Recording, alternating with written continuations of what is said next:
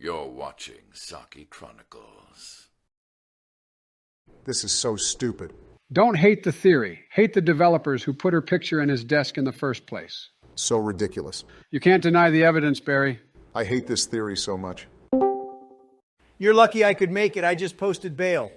I just love the sound of that, Flop Top. Keep laughing, you wrinkled sack. The way things are going, your son may be my celly. Then we can play hide the carrot. You leave my son out of this, you piece of shit. Will you two stop flirting and shut up? We'll do this small list real quick and then go about our day. Whatever that may bring, Don. I'll bounce back. You just watch. I'm not worried. You should be. So should your boy. You motherfucker. Enough, let's get to it. As you can see, these are a few more characters we didn't get to rank, so let's put them up on the tiers with the others. It's not fair that we didn't give them their moment. Speaking of moments, are we going to be visited by Wesker and that obviously handsome-sounding man like before? Fuck that. He sounded like a nerd. The answer is no. I've secured our channel better now. Good. Okay, let's get the easy ones out first. Iluzija. The fucking invisible snake? Yeah, fuck that thing. You spend more time running around trying to find it rather than fight it. And its own mouth was the weak spot? Fucking boring. No joke, its only gimmick was that it can turn invisible. But once you hit phase 2, it stops doing that for some fucking reason and just becomes a run-of-the-mill enemy. Basically get it to the one spot that can kill it, and done. Nothing special, really. A puddle of water and a toaster could have killed this thing. D tier. Yep. All right. Since you play hide and seek with this fucker longer than the actual fight itself, I'll put it in D. Next is Deborah Harper, Helena's sister. Well, like I said last time, Barry, since we only really see her as a boss and nothing else, I really don't give a shit about her. Yeah, I have to agree with Joe. I mean, not only is she used as blackmail to get over 70,000 people and the president killed, but she literally only has about 2 minutes of screen time before she turns into a monster. Her boss fight is a little lackluster too. Dodge around and hit the glowing weak spots. However, having multiple phases instead of just one and done at least keeps it from being too anticlimactic. And speaking of climax, what the fuck is she even doing? Like, did the mutation awaken something deep within her? This girl went from dying to thirsty real fast. I mean, look at her. Is she just completely naked or what? For God's sake, she's trying to fucking drown Leon. Again, someone at Capcom needs to calm the fuck down. They know what they're doing. Jesus. All right. So what, D then? Nah, low C at least. You can't just stand around and shoot her. You gotta move sometimes. At least she's got a little bit of backstory. And a lot in that backyard, if you know what I'm saying. Dear Lord. Moving on. So we completely missed Chris in the Not a Hero DLC when we covered RE7. No shit, not a hero. He keeps getting people killed, no cap. Oops. Fuck! Get the thing off me!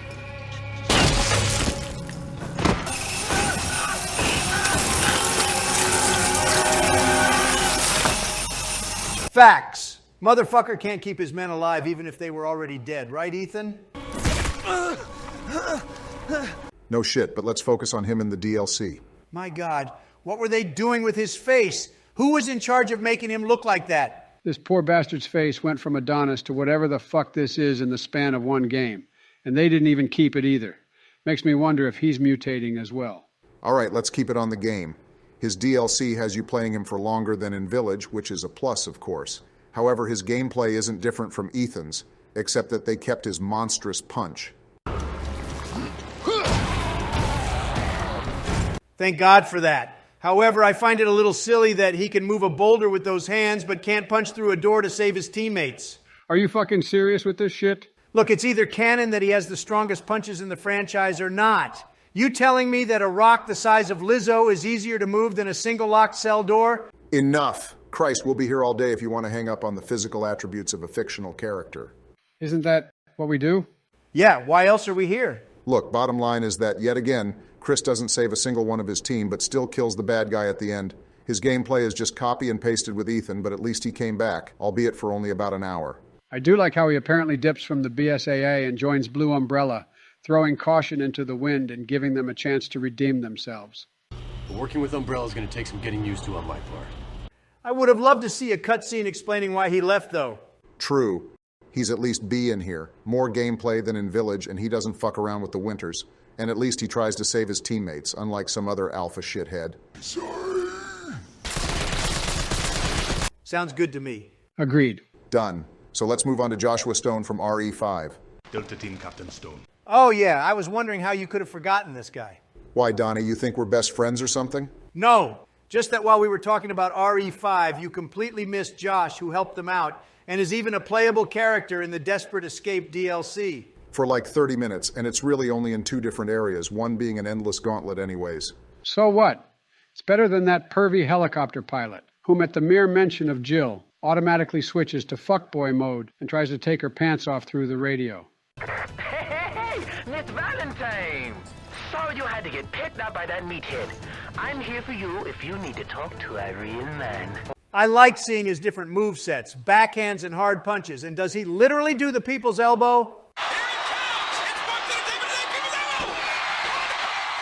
Can you smell what the stone is cooking? He's a great supporting character, but he only sparsely comes up every once in a while throughout the game, lending a hand here and there. He doesn't get killed. He helps Jill and the others escape with that helicopter, and is even a great mentor to Sheva, teaching her how to be the badass that she is. Shiva? Thanks, Josh. I owe you one. You guys know each other. I trained under Josh. He taught me everything I know. That's true, but maybe don't word it in such a weird way. Shiva became little sister of the team. I don't want to think about what that could have meant with Doug on that team. With all that being said, I think he's a good high C rank. If they had given him more gameplay in his DLC, maybe a helicopter fight while they're making their way to the volcano or something, shooting down the flying BOWs, then maybe he'd be a bit higher. I don't agree to that. He may have not been in it for very much, but he's still better than most of the C lot. Even I have to agree with Joe on this one. He's still a badass, and got shafted when they didn't put much for him in the DLC. I mean, shit, my guy flies directly into a volcano. Besides, shouldn't you place him higher anyways because... I swear to God, Don, if you say anything more, I'll release the tapes. Message received. Carry on. Speaking of flying to the volcano, I was wondering something. What, Joe? Wesker's plane looks like a B-2 bomber, and it's flying for a bit, and I'm pretty sure that Jill and Josh didn't leave exactly when the bomber does. So my question is not only how did they know to look into a random volcano for Chris and Sheva, but also how did that helicopter get there so fast? B-2s can fly upwards of 600 miles per hour. How do you remember all that, but can't remember how to get dressed in the morning? It must be easier for you now. All you have to do is slap on an orange jumper and you're good to go back to court. I don't know, Joe. None of us are aeronautics experts. Let's finish this up with Ingrid Hunnigan. I'm Ingrid Hunnigan. I'll be your support on this mission. Oh yeah, I keep forgetting that her name is Ingrid. And how could you have possibly forgotten her? I'm with Donnie on that one. She's essential to Leon in 4 and 6 and even comes up in the CGI movies. Well, that's why we're here. Let's break it down for her. Like Joe said, she's essential with Leon in the 4th and 6th game, as well as the remake. They actually give code names too, which I thought was a nice touch, honestly. Made it really feel like more of a mission. Bruce, this is Condor 1. Hunnigan here. What's your sit rep? Real talk, whenever she'd call in, it felt like a beacon of light in a dark tunnel. All the horror going around you in the village, but then to get a call from home was like a breath of fresh air every once in a while. Leon, how you holding up? Bad question, Hunnigan. Sorry to hear that. Which is why it kind of sucks how once you enter the castle, you don't talk to her again until literally the epilogue of the game. Hunnigan, is that you? Finally, the line's jack free. She's only in it for the first area, and the same goes for Leon's campaign in 6. And she's only ever in cutscenes too. Well, she has to be. You can't expect her to come in guns blazing. She's a desk jockey, for Christ's sake. She can't fight in that business attire. Doesn't seem to be a problem for Sheva. I also can't ignore the fact that she most definitely helped cover up Helena's part in the president's assassination. No way did she not advise them in giving her a pass. The investigating commission have reviewed the evidence and feel it unjust to hold you liable for Simmons' crime. Fuck, you're probably right with that one. That may be true, but at least she sends motherfucking Mike to help Leon. That's dope as shit right there.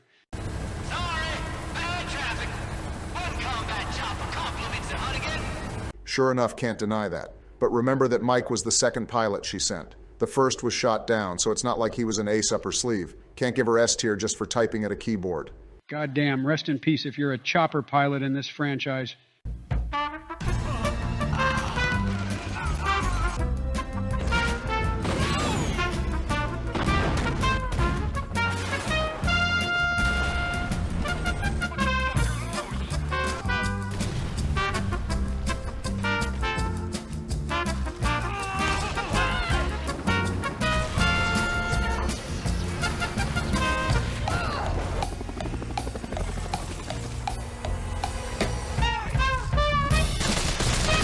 Well, maybe not S tier, but she definitely doesn't deserve D. She's in multiple games and movies alone. Sure, she's in just cut scenes, but that's not her fault. Yeah, I can't argue with that. She's a dope-ass character. And at least they show more of her surroundings in the remake other than just her face in the OG. That being said, I hate that the camera can't sit still while it's on her in 6. More of that Michael Bay shit, no cap. So I'm thinking B then? That's good enough for me. Same. Awesome. And we're done. Nice and easy. Good, because I got a wall that some idiot tried to build to start auctioning off. The fuck did you just say? Fuck, here we go. Ranking the forgotten ones, huh? Did you already get to the heroic president? Adam Benford from 6? The one who was assassinated? No, George, he's not getting ranked. No, not him. I'm talking about the president who had to deal with the destruction of Raccoon City by terrorists who hated their God-given rights and freedoms. Jesus Christ, George. A true leader that man was. Fuck this shit. My court's in session. I got some Chinese bitters. 10:01. Never forget.